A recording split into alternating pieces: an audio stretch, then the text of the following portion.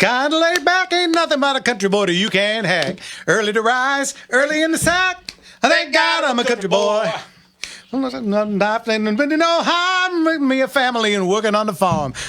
Deal with an easy country job. Thank God I'm a country boy. Welcome back. Woo! That's a lot of words. Yeah. And we all know I'm not good with those. Welcome back to Gunslingers right here on the Gunslinger Syndicated Radio Network. And this is our second Power packed hour. That means we got phone calls. Guys, give us a call. What's the number? 866-870-5752. Once again, that's 866-870-5752. And that was not Jan and Dean that we left. No, it wasn't. Surprise! It was either the Ronettes or the Crystals. Okay, there we go.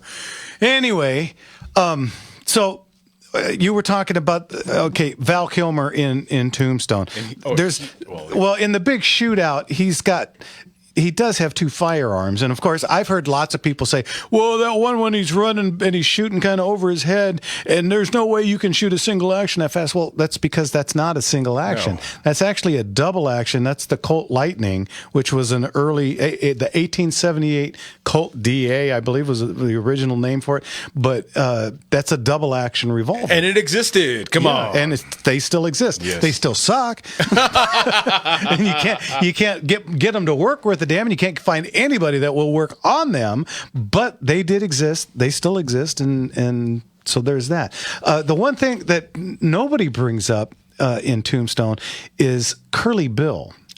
You remember when Curly Bill, he goes into the opium den and he feels just capital. And he comes out and he's shooting the moon and he's shooting he's all over. And he goes through about 40 rounds and feeling capital. I don't know how well you're going to be able to reload that guy. You'd be fumbling around. Can you feel your fingers at that point? I doubt it. And it was the evening, and in the desert, the evenings tend to become a little colder. So I can imagine that he wasn't feeling even much more than either. So that is kind of a and I mentioned last week, the scene when Virgil, of course, when Virgil gets shot and when Morgan gets shot when in real life we're months and months apart, but in the movie they happened at the same time, and then. Virgil's laying there and, I told you, Wyatt, blah, blah, blah, and all this stuff. And then Morgan freaks out. They're bugs. They shot, the Mayor Clum's wife. They're bugs. You can't no living with bugs. He's so upset he runs out right out the door and goes right down the street and starts shooting bull. Yep. There's nothing that takes the stress away of murders. Well, when I'm in a fanatic thing, the first thing I think of, billiards. Yeah. I was like, 9-ball, I want to play 8-ball, 9-ball, whatever. As long as I'm hitting a couple, I'm fine. Yeah, so...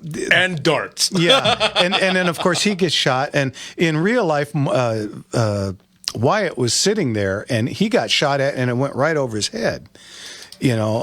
Also, in the real... shootout at the OK Corral, Doc was actually hit.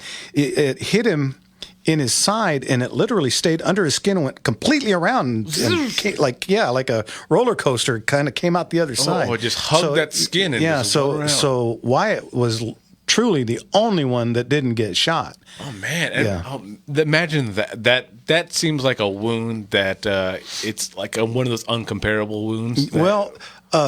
Frank Costello, the mobster, when the chin said, "This one's for you, Frank," and he turns around and he shot him. It entered right by his ear, and it did the same thing. It went around his skull and exited on the opposite. And came out the other side. So it does happen. There's two perfect examples right there. Wow. Let's get to JR in Brentwood.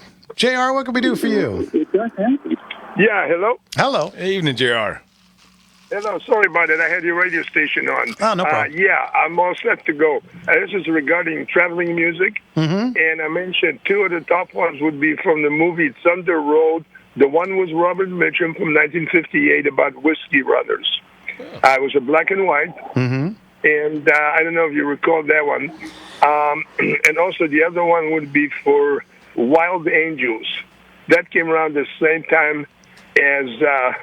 the famous movie with Peter Fonda and William Hope Hopper, and that's Wild Danger, who starred Nancy Sinatra and Peter Fonda, and the song was the Wild Danger's background song done by the Arrows. Very not well known, but to die for. 1966. That's a good year for a movie, eh? Well, there you go. Okay. Yeah, Bruce Dern, Diane. Well, yeah, All right, late 60s, they were making a bunch of that'd be- biker movies. That'd be a killer. Okay, very good. JR, thanks for the call. Thanks, JR. Great call. Bye-bye. Okay, hey, again, folks, that opens up a line. What's the number, Jim? 866-870-5752. Again, 866-870-5752. So, back to what I was saying about for September 13th. This weekend, we took in a Colt single action, absolutely beautiful, from 1899. Whoa. Yeah, just absolutely gorgeous. I told you about the C96, the broom handle Mauser that comes with the original stock that's numbered leather to the gun. straps, Yeah, all the leather's still on it. It's in a gorgeous shape. The same gentleman brought us a Walther P38 two-digit serial number, J series. So this is some killer diller stuff. Whoa! And the Walters always go. They always go so well, and they have so many people already looking for them. And just to put that out there, yeah, we were describing. We've got a bunch of these really interesting single. We've got a German single shot. It's a single shot pistol with a really interesting, very like a cocking lever that goes up to bring the breech down. It's just really a cool gun, and it's in the original box. And it's got reloading dies. It's in a really oddball caliber.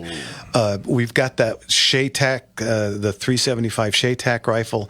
I can't think of the name of that thing off the top of my head, but it's got a U.S. optic scope on it. Yeah, you were talking about that. We've got a beautiful bunch of Winchesters, 73s, a couple of 76s. We've got a 76 that I was showing a good friend of mine. I mentioned Big Phil. This is Little Phil, who's actually literally 6'8". He's Little Phil. it's unbelievable. These giants. Yeah, and I was showing it to him, and he was just dying. And look at the breadth of what goes into these auctions. You have Colts that are over 100 years old. Yep. We're getting stuff from the mid-century of this last. We had a guy come in the other day, and he was very proud. He comes in and he lays a gun on the counter. He says, "This is my great grandfather's Colt," and I pick it up and I go, "This is your great grandfather's Manhattan." And he looked at me like, "What?" Manhattan was a company that made a black powder, did not take a cartridge. 36 cal, looks very similar to a 51 Navy, but it's a Manhattan. But yeah, and they didn't make a ton of them, and they're not nearly as collectible. But I got to tell you, this thing is an absolute gorgeous. The cylinder scene. These were all hand engraved, and it's just absolutely gorgeous. Really cool gun. Very unusual. Go ahead. And even though it's not a Colt, when's the last time you heard of someone with a Manhattan? Oh, I know. And the stuff that comes in, some of the folks that work for me, they're constantly saying, "I never thought I'd see one." We have a full-size bear trap.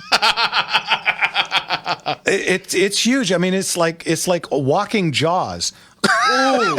It's got to be like the size of a trash can lid opening. Yeah, I mean when you pull it open, when you pull it I won't let anybody pull it open because that's all we need. That's a liability, right? Because one of the knuckleheads would try it. Oh, of course. I wonder if this would hurt. One of the reasons I'm not in the shop as often anymore. That's why they call him Lefty now. By the way. Old Lefty. I used to be righty, but we got in the only thing I could call it is a diorama. It's a Pueblo from like the 1800s, miniaturized under glass, and it's about 3 feet wide and 2 feet deep and about a foot tall, and it's got little itty bitty people, and it's just absolutely gorgeous. What the hell you're going to do with it, I have no idea.